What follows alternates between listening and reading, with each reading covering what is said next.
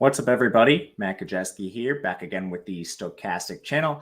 Today, we're talking some best ball. We're going through running back tiers, and today we're isolating the players that are undervalued. Before we get started, make sure to hit that thumbs up button, subscribe to the channel, and hit the notification bell so you know when this and all other content goes live. And as you can see on the screen, our best ball package is free. This includes rankings for all the major platforms, Underdog, Drafters, DraftKings. We have analysis breaking down our tiers. Those are also available, as well as free content on strategy. So make sure you check that out. All right, we're going to kick things off. And just a couple housekeeping things. ADP you see on the screen is Underdog. There are players at the top of drafts. There's players at the midpoint, and there's players that are late in drafts. So when we call players a value, if you're near the top, let's say Jonathan Taylor, for example, our first guy, his ADP is 16.2. There's not really that much space for him to climb, but ranking him 12th overall, which is around where we have him, is a major difference comparatively. When you get way later in drafts, you have more room to rank players higher above ADP. When you're at the top, you don't, but your decisions are also more important. So that's why today we're including Jonathan Taylor, who's only 4 spots ahead of ADP for us.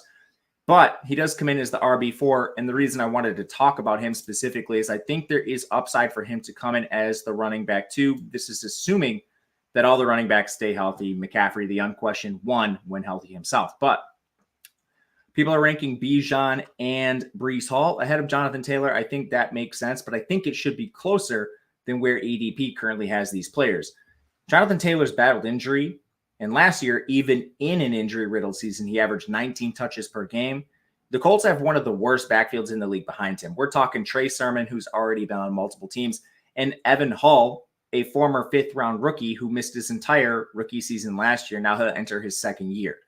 Biggest concern is probably Anthony Richardson stealing some goal line work, and that makes sense. He is a very, very strong dual-threat quarterback. But Taylor, he's going to have a 3-down role. He caught 40 passes in his last fully healthy season, and he's going to be on an offense that's pretty good. 8.5 win total here, the 3rd best offensive line in all of football per Pro Football Focus. So this is a pretty good situation for Taylor, and as long as we don't get Anthony Richardson stealing a ton of goal line work, he's set up for an absolutely awesome season in this Colts offense, which looks improved.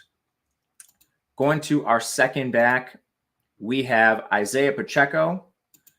And this is taking some time to load again. Happened to me when I tried to record this earlier.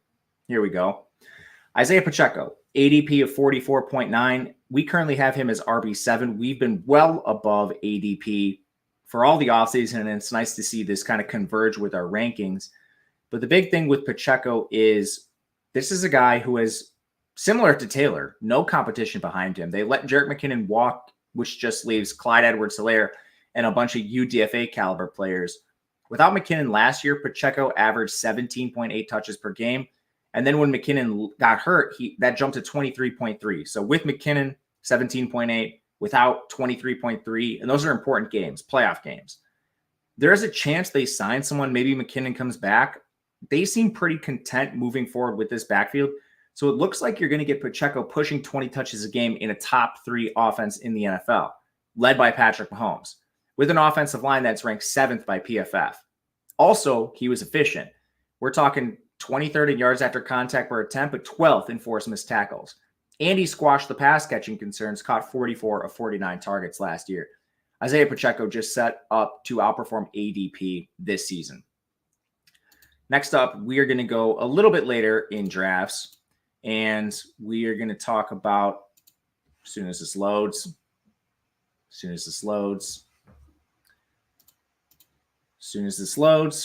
Rashad White. ADP, 63.3 and Underdog. We have him as RB13. He has been flip-flopping with James Cook this season, and he's going to come in pretty close to James Cook regardless. But what you look for with Rashad White is this full workload, and he absolutely has it. Last year, he averaged 19.8 touches per game, and there's not really much indicating that's going to change. When you look at his frame, solid feature back profile, 6 feet, 214. Efficiency is a concern, 41st among all running backs in yards after contact per attempt, but 17th in forced missed tackles. That's among backs that had at least 100 carries. But he's a very efficient pass catcher, caught 64 of 70 targets, he stood up to that workload in the 23 season, and they didn't add anybody of consequence behind him. They still have Sean Tucker and Chase Edmonds. Both are little scat backs that already failed to carve anything out of the Rashad White role. And they did add Bucky Irving in the 4th round. That should be noted. I don't think Bucky Irving plays much of a role here. He's 5'9", 192 pounds, had a horrific combine for somebody that size. 4.55 40-yard dash is slow for someone this small, and he didn't even get to 30 inches in the vertical jump. I mean, I guess he could play a role, but it would be a huge outlier for Irving, someone as unathletic as he is, to get on the field. The offensive line here, I think, has a chance to be better. They currently rank 17th, but they have 2 stud tackles in Wirfs and Gedeke. Also, Graham Barton, a first-round pick at center. This team has a chance to be a lot better this year. And Rashad White still facing little to no competition in what looks like an adequate offense. All right, getting to our 4th running back when this loads. I do not know why this is a problem, but it is. It's going to be Austin Ekeler. I'll tell you what his ADP is when it comes on the screen.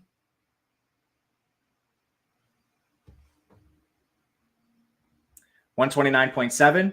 He is the RB 32 in our rankings, which is ahead of ADP. Now on the Washington Commanders, he heads over there this offseason. I think the first thing to really note with Austin Ekeler is you have a player that was handpicked by the new coaching regime.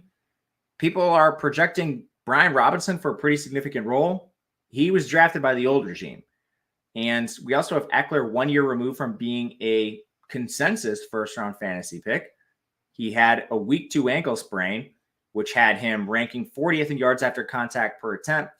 But it's very hard to separate this ankle sprain from just what we would normally see, which is a decline in play as you get older. He's now 29, so a general decline should be expected to some degree. But from him being one of the most efficient backs in the NFL to going to 40th, seems like it's a little more than just general age decline. And I think that ankle sprain had something to do with it. Now, there are concerns. They have a bad O-line. They were ranked 27th in PFF. I think you only really have 2 solid pieces in Sam Cosmi and Tyler Biadasz. But this is a team that's still likely to throw the ball a lot to the running back position. They do have a new QB in Jaden Daniels coming in. But are they really going to turn to Bijan Robinson, who hasn't been very efficient himself? I think the answer is likely no. So you're getting a running back and one that's going to handle the more valuable touches, the pass-catching touches, and it's going late. Right now, you can get him right around pick 130 on Underdog and even later on some spots.